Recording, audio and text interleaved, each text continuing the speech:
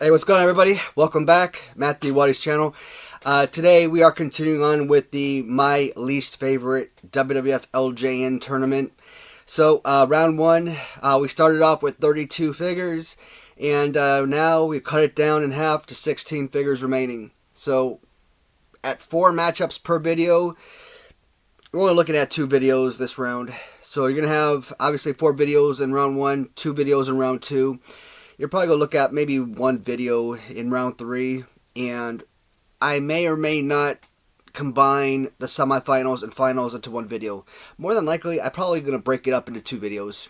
You know, if one video goes 12 minutes, the other goes 10, 12, 15 minutes, so be it.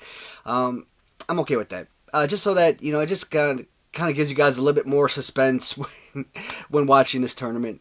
And, yeah, so I am actually filming these videos way ahead of schedule. So from the time that I'm filming this video to the time that I actually post the video, you know what? Several weeks could have passed, but I don't know. We'll see.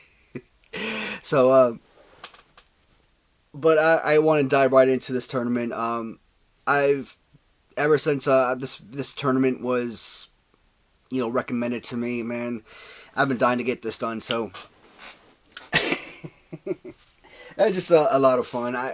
It's fun to choose your favorite figure, but choosing your least favorite, man, that's such a unique idea, and it just, I don't know. I'm intrigued. I'm intrigued to see what is possibly my least favorite action figure. Well, my least favorite LJN, I should say. Sometimes it might be original. Sometimes it may be custom. We don't know. So, Owen Hart Rocket version. Next up, Iron Sheik. The next matchup is going to feature Lex Luger, and he squares off against Jesse Ventura. Then we've got Macho Man doing battle against Ricky Steamboat.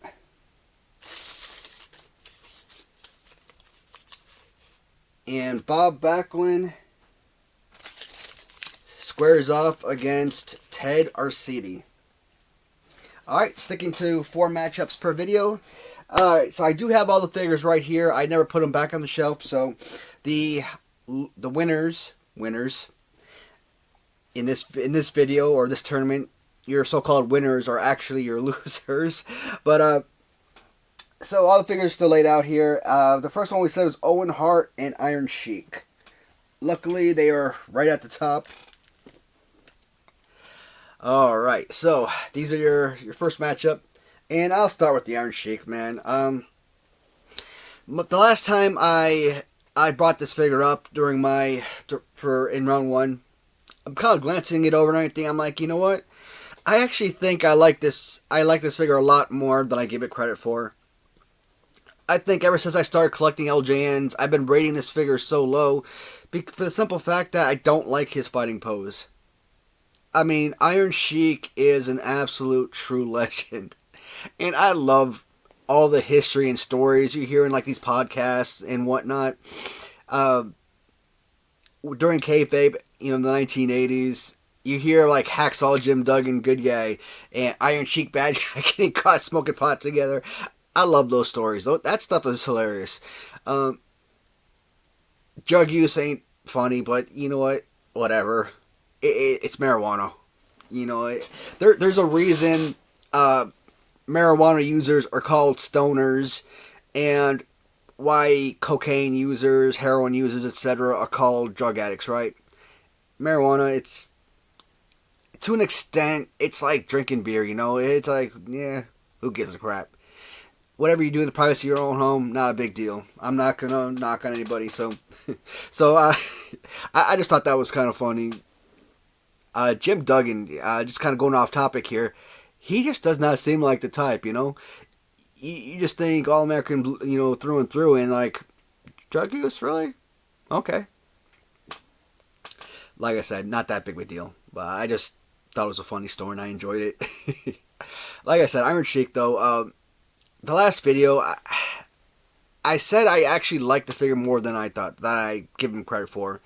And he really is a fantastic, aesthetic looking figure. It's just, like I said, the pose, it doesn't do him justice. He is, to an extent, a Jimmy Snuka figure. You know, Jimmy Snuka has his exact pose, you know, so it's like, I don't like that. I've already said Jimmy Snuka is one of the worst ever, right? And there's a reason I put Iron Sheik on my top 10 list of worst LJNs ever made. And we're talking about original figures now. Original figures, he's one of the top 10 worst. I think a couple years ago when I did that top 10 least favorite, I don't know where I put him. 3, 4, 5, 6, somewhere in there, I would assume. Essentially, again, just looking at playability, he's a DDT guy and he's an elbow drop guy. I mean, maybe you can like fling someone over the shoulder, but whatever, you know, just not the most impressive ever. I remember watching the Best of Hulkamania, right? And I think that's like the first time I ever was introduced to Iron Sheik. Now, mind you, I wasn't born in 1984, so I wasn't even alive at the time that, you know, Iron Sheik and Hulk Hogan had their match. And go figure that is like one of the most famous matches. That's like one of my most cherished or longest memories of wrestling is that match. I probably watched that Coliseum video, you know, years later, and that's why it's like fresh in my mind. And I think a lot of, you know, your early to mid 80s matches that I can remember is because of that. Hulk Hogan, Andre in 87, WrestleMania 3, right? Same thing. I was 2 years old. I wouldn't have remembered that, but those tapes really helped a lot. I think I know Iron Sheik better as Colonel Mustafa in the 90s during the Gulf War. He, to me, when you kind of like reflect on history and everything, I don't think he had the same feel to him that he did as the bad guy Iron Sheik, as the bad guy Colonel Mustafa and General no, just, I mean, to me, at certain points during the Cold War with Russia, maybe, but I don't know. I just feel like the Gulf War had a completely different feel, and kind of like making the bad guys in WWF. This guy actually received so many threats in his life, and I'm like, the man's a professional wrestler. He was a professional wrestler in Iran, and he comes to the U.S. and one of the biggest mega superstar heels ever. So it's not as bad as a figure as I give it credit for. I still probably put him on my top 10 least favorite LJNs because of said pose, but he can be managed. I wouldn't say he would be enjoyable. He could just be worked with, though. Owen Hart. This was a huge surprise because not the fact that he moved on to another round as a least favorite figure. No, he went up against Ron Simmons in the first round, and to me, I've always said my entire life that Ron Simmons Galoob was the single worst action figure humanly possible. But Ron Simmons, 2-up, LJN form, means so much more to me than this right here. Owen Hart, you know, he got me thinking because I watched a video several weeks ago, right after his passing in, May of '99, and I kind of touched on it in the last round where I said that I kind of think about the different celebrities that have died and their impact on your life. Biggest impact for me personally right now, just kind of going off subject, Tommy Oliver. And for those who knew who Jason David Frank was, that right there means the world, right? That's probably going to be a real chat video in the future, though. But yeah, that's probably my biggest loss, I would say. And if I ever make that video, I'll explain why. Owen Hart, great character. I wasn't really obsessed with him as a kid. Like, I don't know, I always felt like really annoyed by him. Like, he always had something to prove. Was he better than Bret? I don't know. Like, his acrobatics made it seem like he was. But to me, Owen was just nothing more than the younger brother Bret Hart with a chip on his shoulder. And as an adult, yeah, I kind of respect his legacy and everything a lot more. I liked Owen. I just wasn't a crazy fan of his back in the day. Even though I wasn't watching wrestling in '99, I still heard of his death, and that hit home because this is still someone you watched as a kid, and knowing that he didn't die in some kind of motorcycle accident or something, that he died performing for a live audience. I mean, that was just insane to hear. Owen Hart, the figure himself, I'm not a huge fan of Macho Man, of course. You guys know. Oh, let me rephrase. I love Macho Man, my third all-time favorite wrestler. The Macho Man LJN figure, I'm not a huge fan of. To me, I put it as like a middle of the rotation type of figure. I'm not hating on the Owen Hart because they chose Macho Man. As I said, the pose, you live with it. The pants and boots is absolutely amazing. Mike did an incredible job on this. But the head will get me every single time, and I cannot complain about that enough. It's not Owen Hart. Who did I describe him as? Oh, the Umbrella Academy. Season 2, those the Dutch assassins. He looks like the older brother. That's who he reminds me of every time I look at this figure. And the way that you look at the neck, I mean, it's done okay. I mean, a million times better than I could ever do it. A gazillion times better than I could. Obviously, I lack artistic talent. But not obviously a professional. You can actually see where the head was chopped off and kind of situated back on here.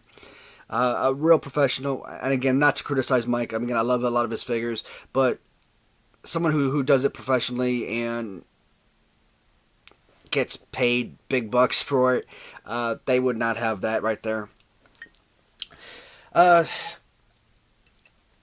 Not really a hard decision. I think Owen Hart, in my opinion, is worse than Iron Sheik.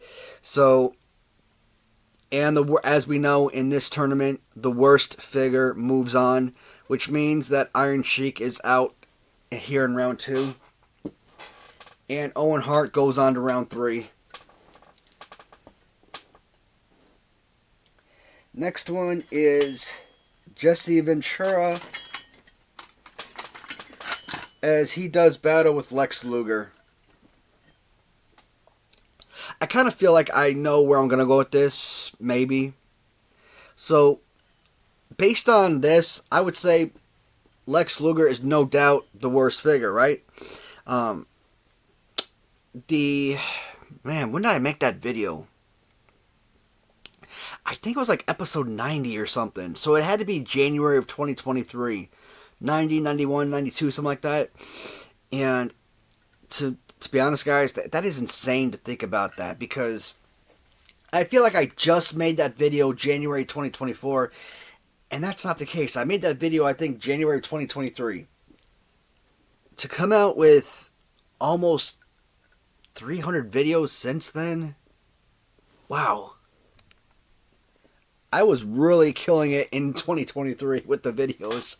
But yeah, Lex Luger, I think I had him number 2, number 3, I don't remember, as the worst action figure ever created, based on Galoob. I hit on this before. Random Treasures, I'm not knocking the 2-ups from Random Treasures, because they've done the figures to perfection to make it look exactly like the Galoob line. It's Galoob that I had the complaint with, but... And I mentioned, King Kong Bundy, LJN, with his exact pose, one of my most enjoyable figures to use. Lex Luger, as a kid, I despise this figure. Not quite as bad as Ron Simmons. I mean, I still would use him a whole lot more, but outside of a DDT, you can't do anything else with this. And it drove me nuts. But with that being said, because I had Lex Luger as a kid from the Galoob line, and you guys know how much I hate this. Like, seriously, who's punching sideways, right?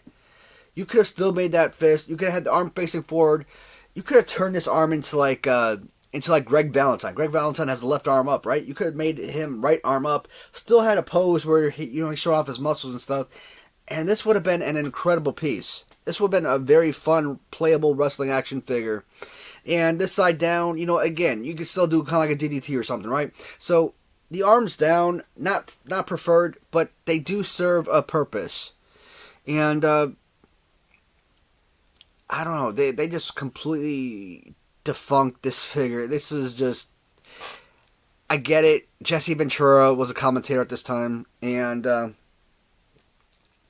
don't know, man. I kind of feel like Jesse Ventura had been out of professional wrestling for a number of years. So this came out in Series 3, I want to say.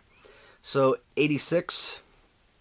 And I think he stopped wrestling 84, 85-ish. I don't know. I honestly can't remember. I like the stories about how in the AWA he almost beat the crap out of Vern Gagne. That was kind of funny. Messing with Big Boss. But hey, you know what? Nails did it with Vince McMahon, so why not? It's not unheard of. But jumping ship to WWF, I think, was like a huge career move for him. Even as commentary.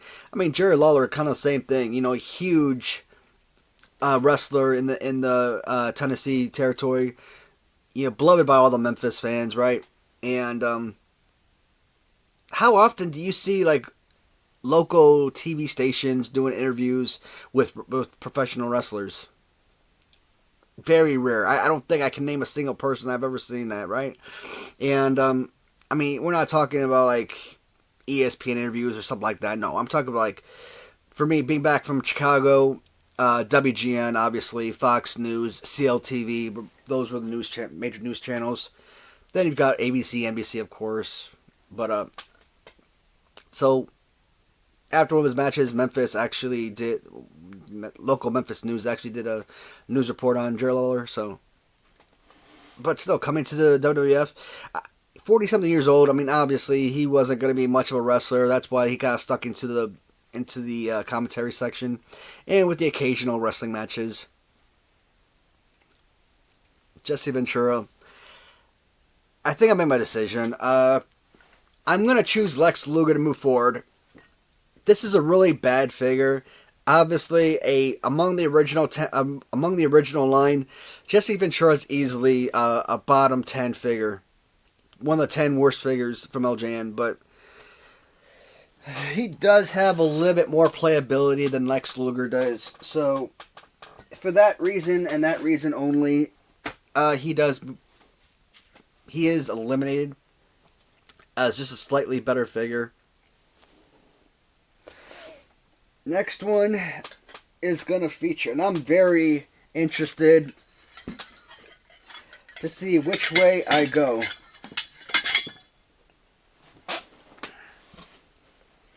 In a matchup that features Macho Man against Ricky Steamboat. Oh man, that's a 1987 WrestleMania 3 matchup right there. Oh, that's killer. As always, we'll start with Macho Man.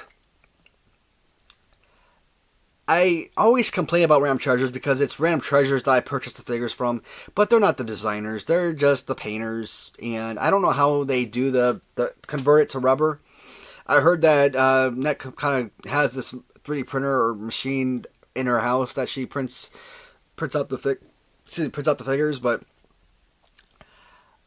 I don't know. I just feel like you look at the figures that you know are going to sell or are going to be valuable, that people are going to covet. She once told me that, I don't know, she had to make like 10 sales just to kind of make up for, how did she say it? Like she's got like the prototype or something, and she's got to buy the prototype, she's got to make like 10 figures or sell 10 figures just to make up for that prototype or something. I don't know, something crazy like that. And I'm like, but why this? I understand Macho Man. I've always coveted the fact that LJN, for majority, only use one wrestler. Very few times that you see multiple wrestlers released on multiple occasions. So you didn't need a Macho Man, but okay. I love Macho Man. Everybody loves Macho Man. So yeah, I can understand bringing this character to Random Treasures. I could even approve of this color scheme. Absolutely fantastic. But this pose, commemorative type piece or not, I don't care about that. It is terrible. Ron Simmons is one of my most hated figures of all time, and to give one of my most beloved characters the Ron Simmons pose made absolutely no freaking sense. Why do I buy these figures? Because I've already got the collection and I gotta keep it going strong. And I don't know, I kind of feel like 10, 20, 30 years down the road, I do feel like these are really going to be valuable the same way that the original LJNs are now. But that's only if Random Treasures goes out of business or something, right? Because 30 years from now, you could just go to the shop and buy these figures. So aesthetically, it's a pretty nice figure. Like, when I saw this figure, I kind of felt the same way about this Macho Man that I felt about the Volume 2 Ultimate Warrior. I didn't know how to feel about it. I liked it a lot. I loved it a lot, actually. But I also kind of despised it. Now, the Ultimate Warrior, because you didn't need that. LJN already had a superior Ultimate Warrior. You didn't need a new Ultimate Warrior. But at least I waited a few minutes and then made the purchase. Or maybe it was a couple days, I don't know.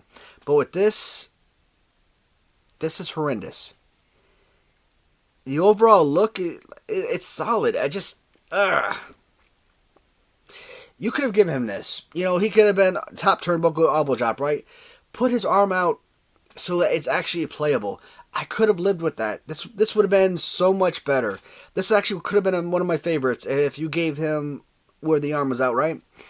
But no. Ricky Steamboat, here's the thing. These are both terrible figures. I honestly think that both these figures should be in the bottom 4 as the top 4 worst figures ever made. I do not enjoy the Ricky Steamboat figure. I think it's a horrendous figure. I think that everyone that says that this is a good figure is wrong. No, but I've used it in a few times to kind of get a feel for the figure. It was serviceable. DDT, I mean, like I said, little ring across the back. What else more can you do with it? I think if I were to make Royal Rumbles and I was putting 30 figures together, I think that's the only time I would ever use Ricky Steamboat.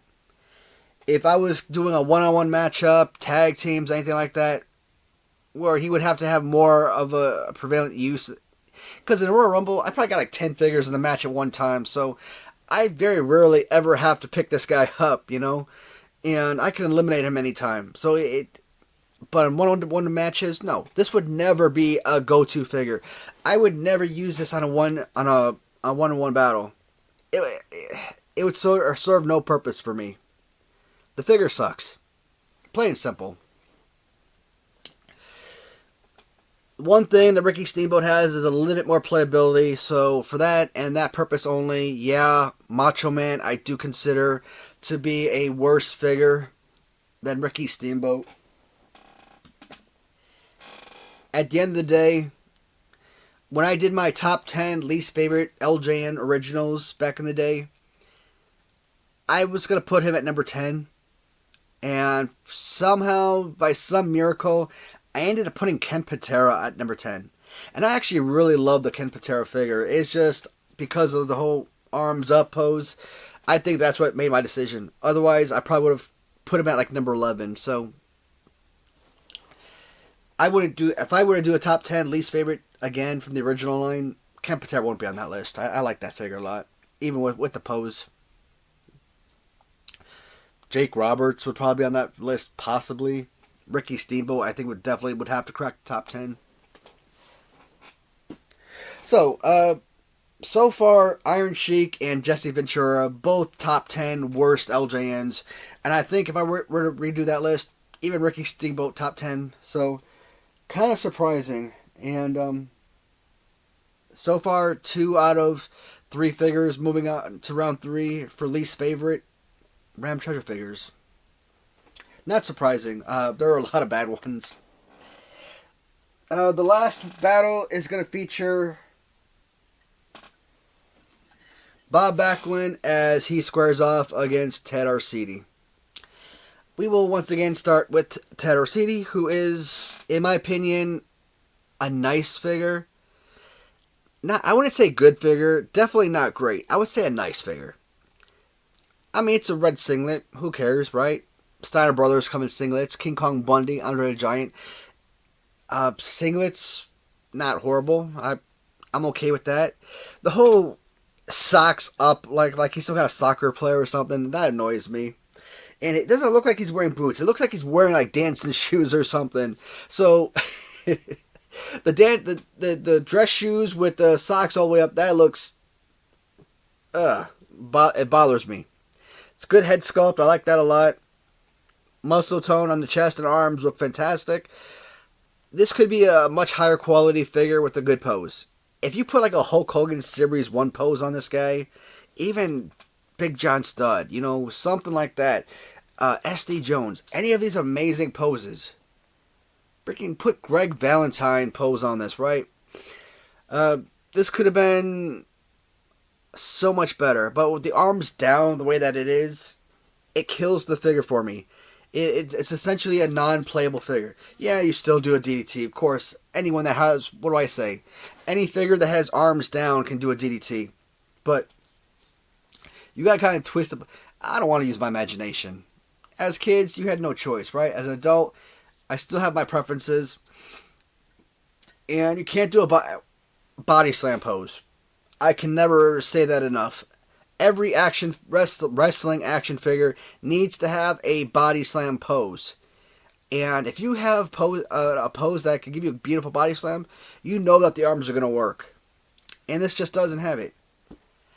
As far as play pose goes, Bob Backlund is just B. Brian Blair. I just don't like this figure because it's so simple on so many levels. There's all blue. If he had some kind of, I don't know, like white laces, put some like white knee backing below the knee pads, something, an all blue figure, it makes it so simple, it's not unique, it's just a plain figure. So that is a down. His face doesn't really look like Bob Backlund. Hair is orange, brown, and just weird. Look at the skin tone. The skin tone is so horrible. And somewhere on this figure, it's actually started to rip.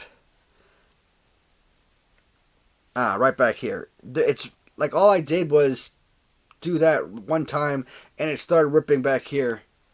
Like I actually felt it rip when I moved the arm. So poor quality rubber. I've been complaining about this figure forever, and I've said in the past, when I first started my channel, in the first 27 videos or so were like tournament videos, episode 33 or so, like that, something like that, it was like a thank you video to Random Treasures, and at that time, I was just grateful to have a new figure to add to the collection, because I didn't want to stop collecting LJN. So every time Random Treasures came out with a new figure, I was just excited just to have something added to the collection. But after a while, and really starting to I don't want to say lose respect or lose interest in the company, but when I stopped having blind loyalty to the company and just started really looking at the figures for what they were, I couldn't be more disappointed. Yes, Bob Backlund has a better fighting pose, but come on. The rubber alone makes Ted Arcidi 1,000 times better. I really think that this could be in the bottom 4 worst wrestling action figures ever made. Let alone worst LJN action figures ever made. So, Bob Backlund moves on to round 3. And that will complete this video. We've got we got 8 figures remaining. So, like I said, part 2. For round 2, we're all looking at 2 videos, so it's going to be very smooth, very easy. And 8 figures will be remaining going into round 3. So 4 matchups, just 1 video. Round 4 and 5. Round 4 is going to have 2 matchups. Round 5, 1 matchup. I might just slide them in together. And that way kind of... well, we'll see how long it takes me to make that video. If that video exceeds 20 minutes, yeah, I'll separate them. If not, we'll try to get them in one video. Alright guys, as always, thank you so much for watching, and until next time, thanks everyone.